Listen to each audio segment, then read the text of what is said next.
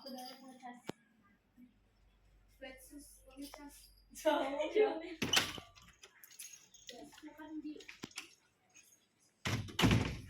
Selamat pagi anak-anak. Pagi, Bu. Bagaimana kabarnya hari ini? Baik. Biasa. Ibunya apa kabar?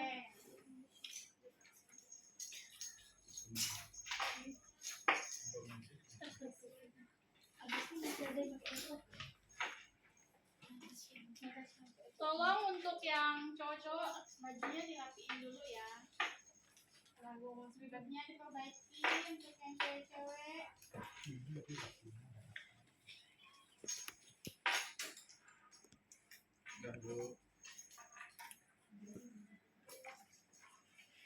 Oke. Sebelum kita memulai kegiatan belajar mengajar kita pada hari ini, nah alangkah baiknya kita awali dengan doa. Ibu minta satu orang dong untuk pimpin doa. Silakan siap terima saja. Silakan.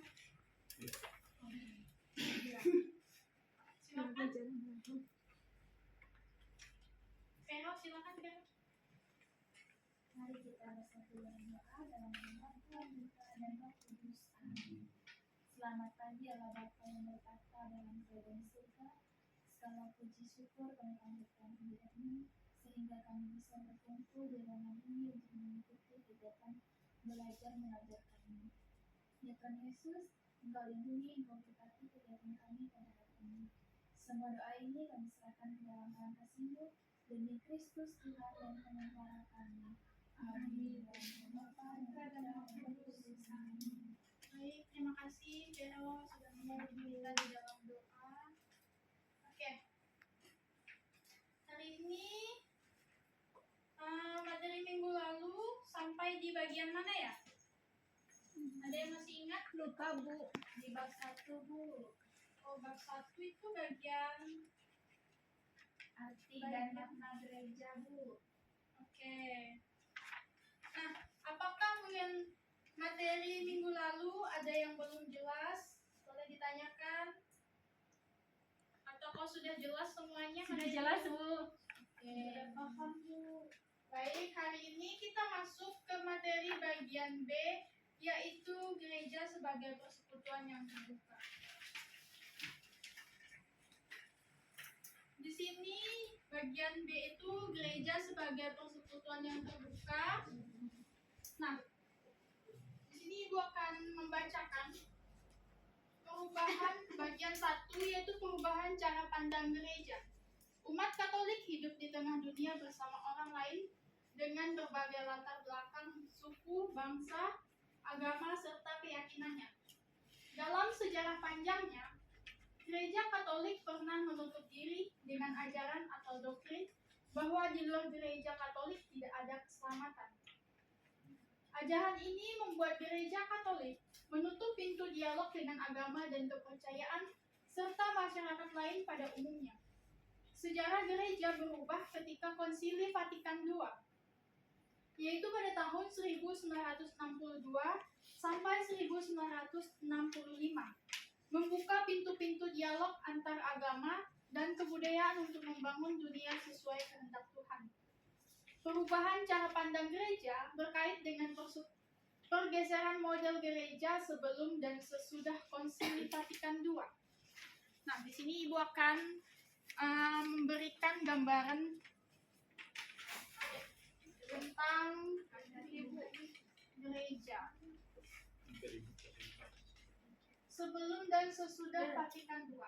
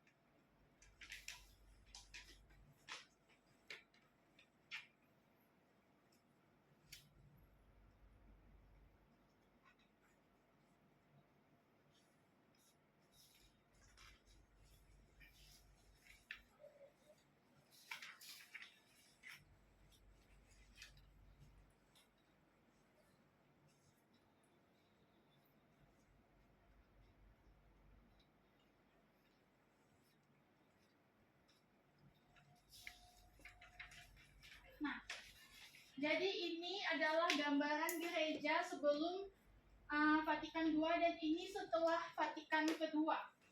Ada yang tahu pemimpin tertinggi di agama Katolik itu siapa? Ya Bu. Oke, silakan Tina. Paus. Oke, Paus. Di bawah Paus ada siapa? Ada uskup. Uskup. Di bawah uskup ada siapa? Ada imam. Di bawah imam Ada biarawan-biarawati. Suster. biarawati. Iya. Di bawahnya lagi Ada umat Allah. Oke, umat Allah.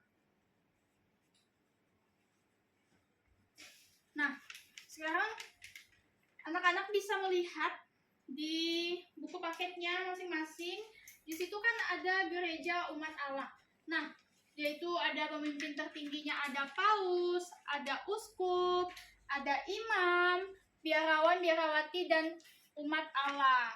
Oke, di gereja model yang pertama ini adalah namanya yaitu model institusi piramida. Nah, inilah yang dinamakan institusi piramida itu karena ia memiliki tingkatan sebelum memasuki di Vatikan kedua.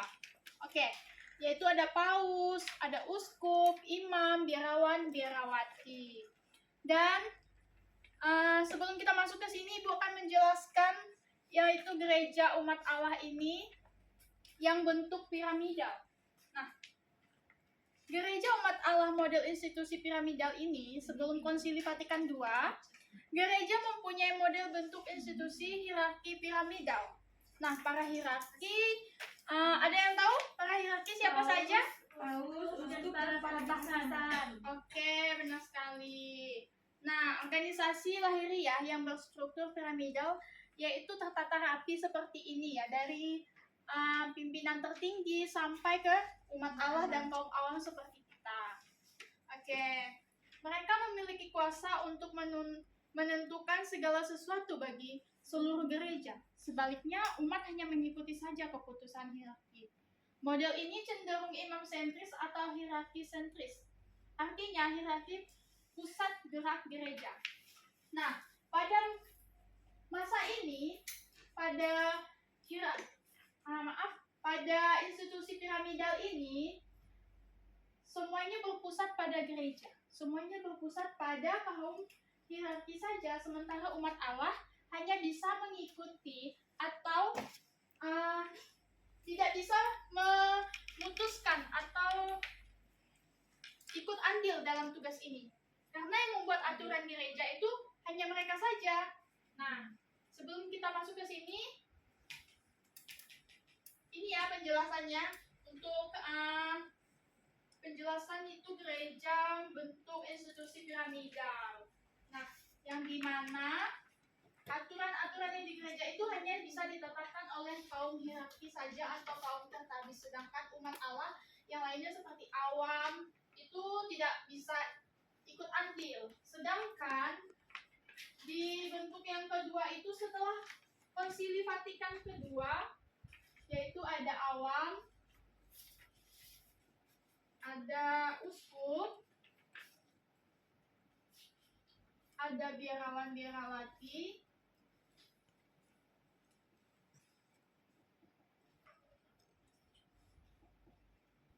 ada imam. Oke.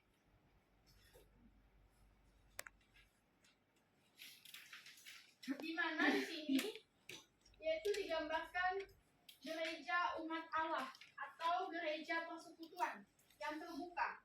Setelah Konsili Vatikan II, gereja umat Allah model persekutuan ini adalah keterbukaan atau pembaharuan cara pandang gereja sebagai persekutuan umat Allah. Setelah adanya gereja persekutuan umat Allah yang terbuka ini, aturan ini sudah diubah menjadi keaturan yang baru setelah adanya Konsili Vatikan II. Jadi, gereja tidak lagi hierarki sentris atau kita menggunakan aturan yang diberlakukan oleh kaum hierarki saja, tetapi kaum awam juga dapat sebuah aturan. Nah, melainkan kristosentris. Artinya Kristuslah pusat hidup gereja. Yang dimana pada gereja piramidal tadi kan pusatnya itu kan kepada gereja saja. Sedangkan di gereja umat Allah persekutuan terbuka ini, yaitu pusatnya itu kepada Kristus. Nah, kaum hierarki, awam, dan biarawan-biarawati sama-sama mengambil bagian dalam tugas Kristus dengan cara yang berbeda-beda, sesuai dengan talenta dan kemampuannya masing-masing.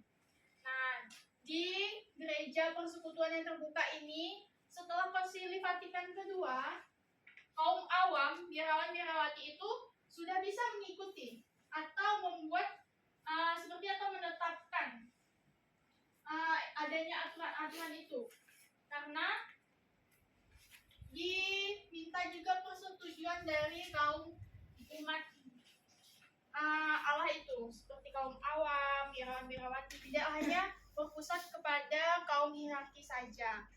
Nah, jadi di sini kaum awam dan biarawan-biarawati juga bisa bagian dalam Kristus dengan cara berbeda-beda sesuai dengan talenta dan kemampuannya masing-masing. Contohnya, mungkin anak-anak semua di sini kan udah pada udah kelas 2 SMA ya. Mungkin di lingkungan atau di parokinya anak-anak semua mengikuti sebuah organisasi, adanya biasanya ada OMK, KKMK, mungkin ada yang masuk Legio di sini. Nah, itulah cara anak-anak semua untuk terlibat aktif dalam melayani Kristus dengan melalui talenta adik-adik semua. Mungkin adik-adik semua mengambil bagian, ada yang bisa mazmur, ada yang lektor, ataupun organis. Nah, itu adalah cara adik-adik semua atau anak-anak semua dapat melayani Tuhan melalui talentanya atau kemampuan anak-anak semua. Oke. Di sini gereja lebih bersikap terbuka dan rela berdialog untuk semua orang. Gereja meyakini bahwa di luar gereja pun terdapat keselamatan. Nah, setelah adanya gereja persekutuan yang terbuka ini atau gereja umat Allah, gereja tidak lagi menganggap dirinya paling tinggi atau menganggap dirinya paling benar, tapi ia mau berdialog dengan agama lain, dengan orang-orang di sekitarnya, tidak lagi menganut aturan yang pertama, yaitu gereja yang tertutup, yang tidak mau menerima gereja lain. Oke. Nah, adanya paham gereja sebagai umat Allah yang memberikan penekanan pada kolegialitas episkopal, keputusan dalam kebersamaan. Nah, dalam gereja ini juga, setelah Konsili Vatikan II, semuanya diajak untuk berpartisipasi aktif untuk bekerja sama dalam memutuskan suatu, mungkin ada aturan atau ada hal-hal yang dikaitkan dalam gereja itu, sehingga para imam, biarawan-biarawati, dan kaum awam itu diajak untuk berpartisipasi dalam kerjasama tersebut. Oke, kepemimpinan gereja didasarkan pada spiritual Yesus yang melayani para muridnya, maka konsekuensi yang dihadapi oleh gereja sebagai umat Allah adalah hierarki yang ada dalam gereja bertindak sebagai pelayan bagi umat dengan cara mau memperhatikan dan mendengarkan umat. Selain itu, keterlibatan umat untuk mau aktif dan bertanggung jawab atas perkembangan gereja juga menjadi hal yang penting.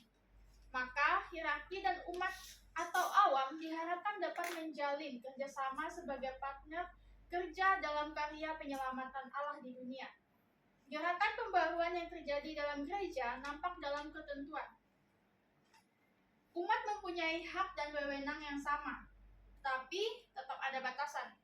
Khususnya ikut menentukan gerak bagian liturgi di paroki melalui wadah Dewan Paroki. Gerakan pembaruan ini tidak hanya menyangkut kepemimpinan gereja, melainkan lebih dari itu, menjangkau masalah-masalah dunia. Oke, di sini Ibu punya dua pertanyaan. Ini kuis. Buat yang bisa jawab, hari ini nilainya Ibu kasih. Ibu ambil nilai hari ini dengan adakan kuis. Siapa yang bisa jawab dan dengan tepat, Ibu akan beri nilai. Oke. Soal pertama, apa makna gereja model gereja pertama? Ada yang bisa jawab? Gereja pertama, gereja perdana. Piramida. Oke, Natasha.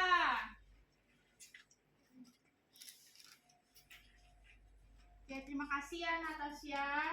Jawabannya tepat sekali. Oke, untuk pertanyaan yang kedua itu, apa makna gambar model gereja kedua?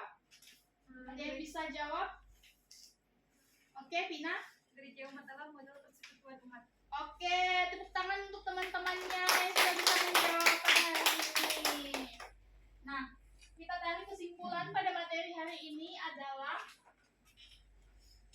dari gereja yang berpusat pada kuasa hierarki menjadi gereja yang berpusat pada Kristus dan kebersamaan seluruh umat. Hubungan hierarki dan awam berubah dari atas bawah menjadi partner kerja. Nah, dalam karya keselamatan Allah, gereja tidak lagi hanya lembaga dengan aturan, tetapi persekutuan yang hidup, melayani, dan bergerak bersama.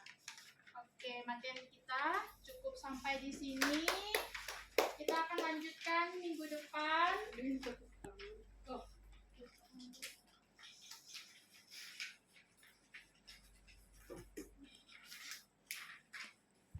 Oke, sebelum kita akhiri, kita pulang ke tempat kita masing-masing. Alangkah baiknya kita akhiri dengan doa karena di awal kita telah mengawalinya dengan doa, maka di akhir pula kita akan mengakhirinya dengan doa. Oke. Ibu minta satu orang untuk pimpin kita di dalam doa. Ya, Okta silakan pimpin kita di dalam doa.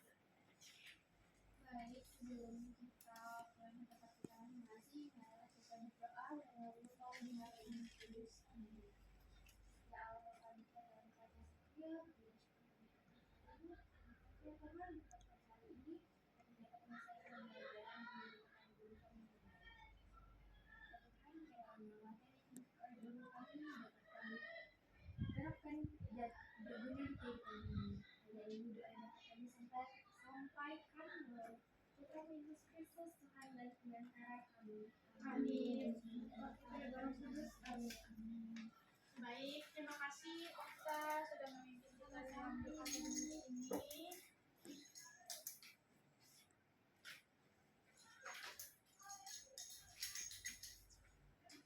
Pertemuan kita pada hari ini cukup sampai di sini saja. Sampai berjumpa di minggu depan. Selamat Baik, pagi. terima kasih, Bu.